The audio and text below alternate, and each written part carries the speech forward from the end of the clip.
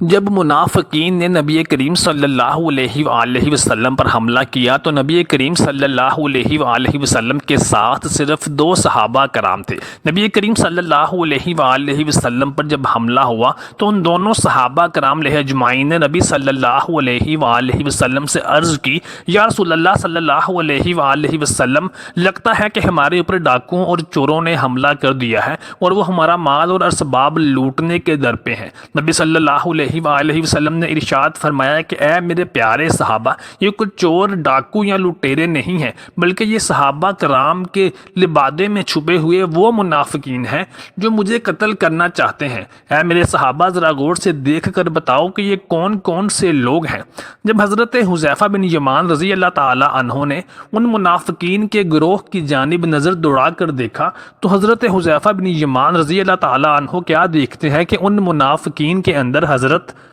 تبوک ایک گھاٹی کو کہتے ہیں۔ غزوہ تبوک کے موقع پر نبی صلی اللہ علیہ وآلہ وسلم پر ایک تنگ گھاٹی میں منافقین کی جانب سے حملہ کیا گیا تھا، جس کی وجہ سے اس واقعہ کو واقعہ تبوک بھی کہا جاتا ہے یا اس واقعہ کو غزوہ تبوک بھی کہا جاتا ہے۔ غزوہ تبوک ایک ایسا واحد غزوہ تھا جس میں نبی کریم صلی اللہ علیہ وآلہ وسلم نے حضرت علی رضی اللہ تعالی عنہ کو حکم دیا تھا کہ وہ اسلامی فوج کے لشکر کے ساتھ جنگ کے لیے روانہ نہیں ہوں گے۔ حضرت علی رضی اللہ تعالی عنہ نے جب یہ سنا تو آپ نے فرمایا، یا رسول اللہ صلی اللہ علیہ وآلہ وسلم، میرے ماں باپ قربان، منافقین کیا کہیں گے کہ علی جنگ سے ڈرتا ہے، تو نبی صلی اللہ علیہ وآلہ وسلم کو تنہا میدان جنگ میں روانہ کر رہا ہے۔ تو نبی کریم صلی اللہ علیہ وآلہ وسلم نے حضرت علی رضی اللہ تعالی عنہ کو تسلی دی اور فرمایا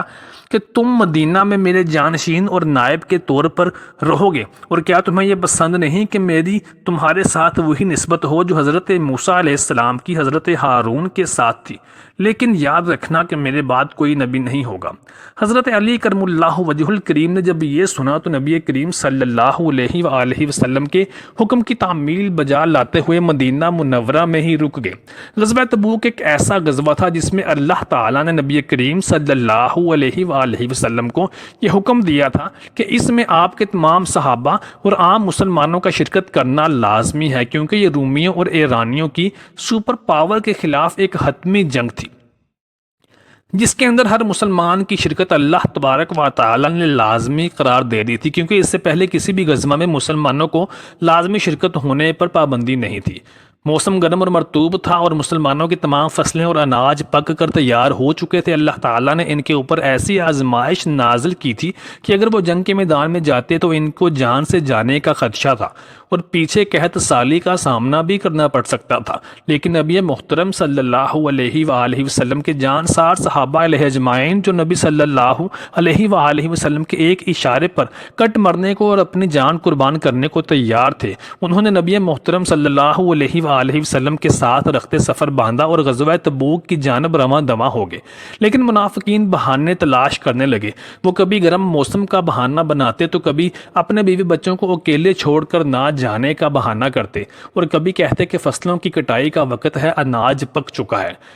نبی صلی اللہ علیہ وآلہ وسلم کے ہمراہ اب چونکہ حضرت علی رضی اللہ تعالی عنہ اس جنگ میں سفر نہیں کر رہے تھے، چنانچہ جب منافقین کو یہ خبر ملی تو انہوں نے سوچا کہ نبی صلی اللہ علیہ وآلہ وسلم کے ساتھ حضرت علی رضی اللہ تعالی عنہ سفر نہیں کر رہے، تو چنانچہ یہ اچھا موقع ہے، اور انہوں نے نبی کریم صلی اللہ علیہ وآلہ وسلم کے قتل کی سازش رچی اور یہ سازش بنائی کہ آپ صلی اللہ علیہ وآلہ وسلم کو نعوذ باللہ قتل کر دیا جائے اور خود اسلامی خلافت کو سنبھال لیا جائے۔ غزوہ تبوک سے واپسی پر جب نبی کریم صلی اللہ علیہ وآلہ وسلم کے ہمراہ صحابہ کرام نے اجمعین بھی تھے اور ان کے اندر چھپے ہوئے منافقین بھی تھے، تو راستے میں ایک گھاٹی آئی جو کہ بہت تنگ گھاٹی تھی۔ منافقین نے یہ منصوبہ بنایا کہ اس گھاٹی میں جب نبی کریم صلی اللہ علیہ وآلہ وسلم کے ہمراہ صحابہ کرام ہوں گے، ہم بھی ان کے ساتھ جائیں گے اور اس کی ڈہلوان سے آپ صلی اللہ علیہ وآلہ وسلم کی سواری کو دھکا دے دیں گے اور بہانہ یہ کریں گے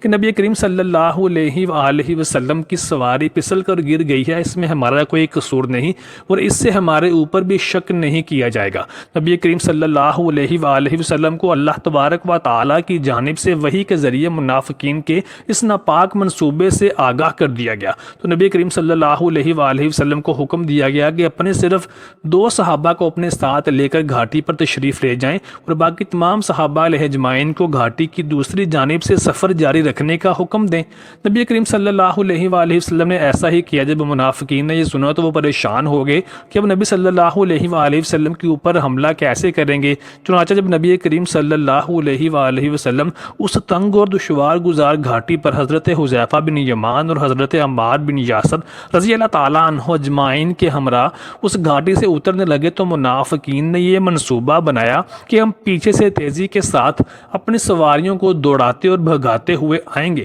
اور نبی صلی اللہ علیہ وآلہ وسلم کی سواری کو دھکا دے دیں گے اور اپنے چہروں کو نقابوں کے ساتھ چھپا لیں گے اور ہمیں کوئی دیکھ نہ سکے۔ چنانچہ جب یہ منافقین کا گروہ نبی صلی اللہ علیہ وآلہ وسلم اور حضرت حذیفہ بن یمان رضی اللہ تعالیٰ عنہ اور حضرت عمار بن یاسر کے پیچھے ان کو للکارتا ہوا آیا تو یہ صحابہ کرام سمجھے کہ شاید کوئی ٹور یا ڈاکو یا لٹیرے ہیں جو دشوار گزار گھاٹی کا فائدہ اٹھا کر ہم سے ہمارا مال اسباب چھیننا چاہتے ہیں۔ لیکن نبی کریم صلی اللہ علیہ وآلہ وسلم چونکہ اللہ تعالیٰ کی طرف سے وحی کے ذریعے اس سازش سے باخبر ہو چکے تھے، چنانچہ آپ صلی اللہ علیہ وآلہ وسلم نے حکم دیا کہ یہ کوئی چور ڈاکو یا لٹیرے نہیں بلکہ صحابہ کے اندر چھپے ہوئے منافقین ہیں جو ہمارے قتل کے درپے ہیں۔ چنانچہ تم اپنے ہاتھ میں موجود چابک اور ڈنڈوں سے ان کو بگاؤ۔ چنانچہ حضرت عمار بن یاسر اور حذیفہ بن یمان رضی اللہ تعالیٰ عنہ نے اپنے ہاتھ میں پکڑے ہوئے ان چابک اور ڈنڈوں کی مدد سے منافقین کے ان سواروں کو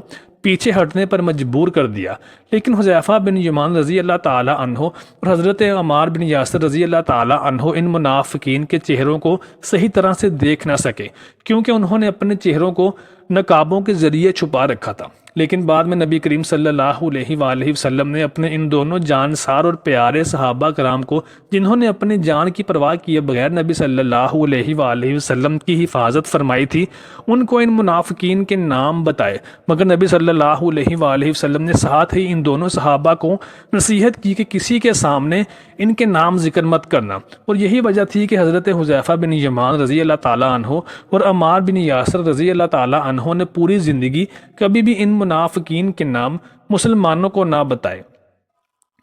لیکن حضرت حذیفہ بن یمان رضی اللہ تعالیٰ عنہ کے بارے میں روایات میں آتا ہے کہ وہ ان منافقین کے جنازوں میں شرکت نہ کرتے تھے، کیونکہ منافقین کے جنازوں میں شریک ہونے سے تو نبی کریم صلی اللہ علیہ وآلہ وسلم کو اللہ تعالیٰ نے بھی منع فرما دیا تھا، تو پھر حذیفہ بن یمان رضی اللہ تعالیٰ عنہ کیسے ان منافقین کے جنازوں میں شرکت کر سکتے تھے؟ یہی وجہ تھی کہ حضرت حذیفہ بن یمان ان منافقین کے جنازوں میں شرکت نہ کرتے تھے۔ ایک دفعہ ایک شخص جس پر یہ شک کیا جاتا تھا کہ وہ منافقین میں شامل ہے، جب وہ فوت ہوا اور لوگ اس کا جنازہ تیار کر کے جنازگاہ کی طرف لے جانے لگے تو حضرت عمر فاروق رضی اللہ تعالیٰ عنہ بھی حضرت حذیفہ بن یمان رضی اللہ تعالیٰ عنہ کے پیچھے پیچھے رک گئے کہ دیکھیں حذیفہ بن یمان اس شخص کا جنازہ پڑھنے جاتے ہیں یا نہیں۔ چنانچہ جب سب جنازہ پڑھنے کے لیے جنازگاہ کی طرف چلے گئے اور حضرت حذیفہ بن یمان رضی اللہ تعالیٰ عنہ اس شخص کا جنازہ ادا کرنے کے لیے نہ گئے تو حضرت عمر فاروق رضی اللہ تعالیٰ عنہ نے ارشاد فرمایا کہ اے حذیفہ، میں جان گیا ہوں کہ تم اس شخص کا جنازہ پڑھنے کیوں نہیں گئے، خدا را مجھے بتاؤ کیا میرا نام بھی ان منافقین کی فہرست میں شامل تھا؟ یہ سن کر حذیفہ بن یمان رضی اللہ تعالیٰ عنہ نے کہا، اے عمر، نبی کریم صلی اللہ علیہ وآلہ وسلم نے مجھے ان کے نام بتانے سے منع فرمایا تھا۔ اور بعض روایات میں آتا ہے کہ حذیفہ بن یمان رضی اللہ تعالیٰ عنہ نے حضرت عمر فاروق رضی اللہ تعالیٰ عنہ کو کہا کہ نہیں عمر، آپ کا نام ان منافقین کی فہرست میں شامل نہیں ہے۔ محترم ساتھیو، امید کرتے ہیں کہ آپ کو ہماری آج کی ویڈیو پسند آئی ہوگی۔